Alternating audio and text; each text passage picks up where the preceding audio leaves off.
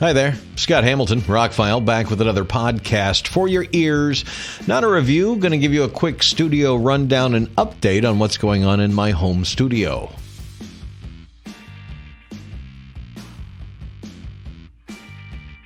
I'll be listening back to this like you do to see if you can hear that lawnmower in the background. Hopefully not.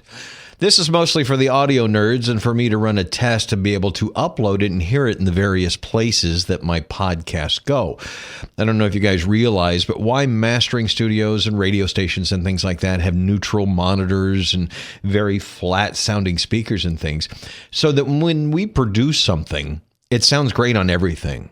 That's really why those studios are so expensive and have all the room treatments for the audio. Like, you hear a little bit of echo in this room, even though I have some room treatments. I'm not done with it yet, and it'll get better as we go. So I'll go over the processing and stuff and a little bit about what it does. If you find this incredibly boring, please tune out any time. But like I said, this is a test so that I'll be able to listen on a variety of YouTube and Spotify and all that without hearing, my original, what it sounds like in my studio. What does it sound like on the different services, in my different devices, that kind of thing. Hope you don't find it too dry. So some of this equipment is used, some of it is brand new. Being pretty much an audiophile and a broadcaster for my entire life, I've been using a USB mic directly connected to a laptop or a computer, which thankfully I have a naturally decent voice for broadcast. I got decent audio out of it. But if you're going to do serious podcasts, serious YouTube, you should get a little bit more equipment. You should run some professional broadcast equipment if you can.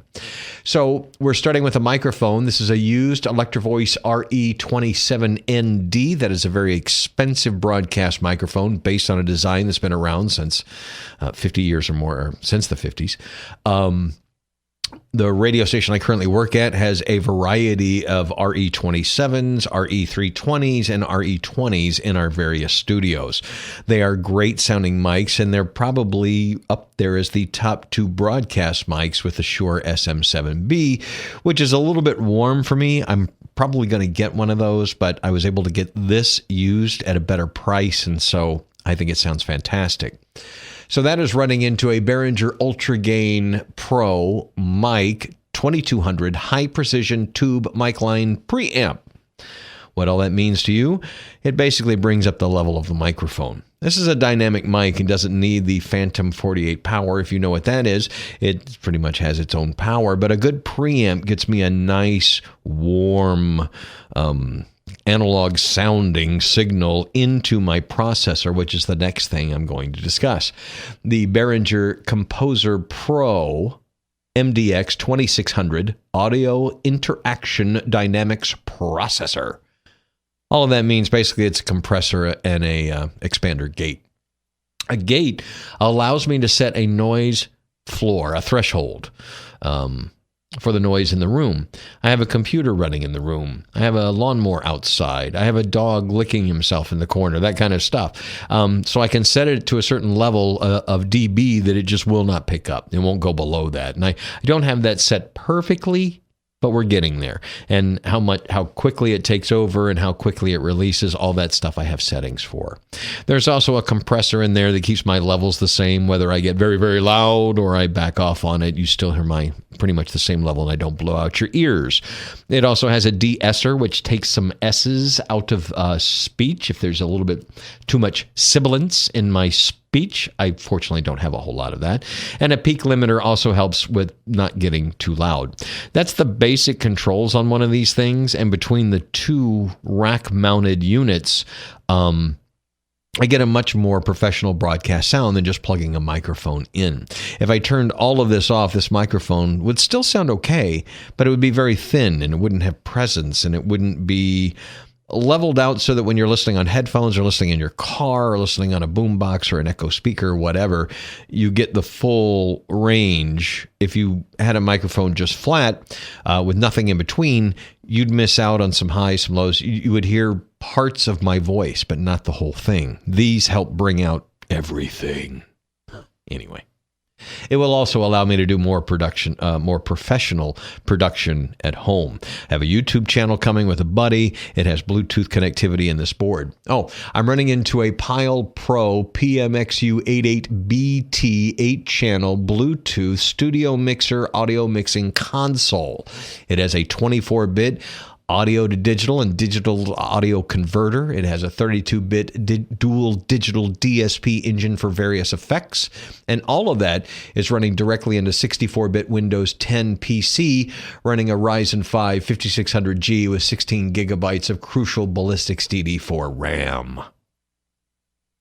Onto, I think it's an M.2 1 terabyte drive. Let's see. Everything is sampled at 24-bit or higher. We're going into the computer at 24-bit or higher. Sorry, I'm having to touch the microphone here. My arm hasn't arrived yet. So the output of the thing is in 24-bit. We're running into Windows at 24-bit. Windows is sampling at 96,000. I am using right now Adobe Audition, which is recording at 96,000 and 32-bit. I will probably eventually switch over to Reaper by the recommendation of one of my studio friends who helped me with some of the issues I was having here. I just haven't played with that program enough to be able to use it, but it's a much more professional program. Not that Adobe Audition is not professional, it's just very simple, and I like simple. One of the best things about having this audio rack is I won't have to do anything to this audio once it's recorded. Usually using a USB mic, I would hard limit and normalize the file to bring up the levels as I described that these units do. But these units do it with warm analog and some digital technology running through tubes and such to keep it all warm sounding instead of digitally processed like it would if I had the computer add those things later. So all of that will help me in the future when I do interviews. My voice and theirs will be able to run through some of this stuff. I'm going to experiment with actually running some of the computer audio or a second microphone through the audio processing. The two audio processors I bought have 2 channels. So I can have a second mic or a second audio input run through them and EQ them and fix them and compress them and all that kind of stuff. So I hope this wasn't too dry, but it's kind of explaining to you that I'm working to give you the best audio experience when you listen to my podcast. I have a bad tendency to turn my head towards the microphone, which I don't need to do. That might be why you hear a few pops here and there, but I'm trying to avoid that.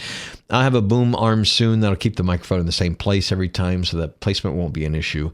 I'll have some better room treatments that'll work on the echo. I'll have some better monitors to listen to this back on. But other than that, we're in the home stretch. I'd say we're about 95, 98% of the way there. So thank you for sticking with me all these years of podcasts, over 450 of them so far, with many, many, many more to come and some more exciting projects. All now thankful to having a home studio of professional quality. Wow.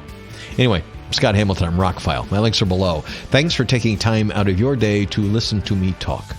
Have a great day.